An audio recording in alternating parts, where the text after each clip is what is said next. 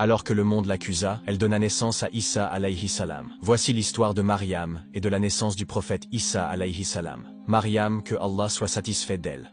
Une jeune femme, pure, pieuse. Depuis l'enfance, elle vivait retirée dans la prière. Un jour, alors qu'elle s'était isolée dans un endroit tranquille, un homme étrange apparut devant elle. Il semblait humain, mais Mariam ressentit qu'il portait autre chose. Une lumière qu'on ne voit pas, mais qu'on sent. Effrayée, elle dit « Je cherche au refuge auprès du miséricordieux ». Mais l'homme répondit calmement « Je suis le messager de ton Seigneur. Je suis venu te donner un enfant pur ». Cet homme n'était autre que l'ange Djibril, venu à elle sous forme humaine. Mariam fut saisie. « Comment pourrais-je avoir un enfant alors qu'aucun homme ne m'a jamais touché ?» Djibril répondit « C'est un décret de ton Seigneur. C'est facile pour lui, il l'a voulu ainsi. Cet enfant sera un signe pour l'humanité, une miséricorde, sans contact, sans faute. » Mais avec un miracle dans le ventre, les mois passèrent, son ventre s'arrondit, et avec lui, les regards changèrent. Les murmures se firent plus lourdes, car tout le monde savait Mariam n'était pas mariée. On ne lui posa pas de questions, on la jugea. Et elle, silencieuse, fuyait les regards. Pas par honte, mais parce qu'elle savait que personne ne comprendrait. Alors quand l'épreuve devint trop lourde, elle se retira, loin, dans un désert sec, isolé. Certains savants disent qu'un Dieu l'y a guidée, d'autres qu'elle y alla d'elle-même. Mais une chose est sûre, c'est là que le miracle devait naître. Sous un palmier, fatiguée, épuisée, seule face au monde, elle s'effondra et dit « Si seulement j'étais morte avant cela ». Ce n'était pas un rejet de la vie, mais un cri de solitude, un cri face au poids du regard. Elle avait porté ce miracle seule,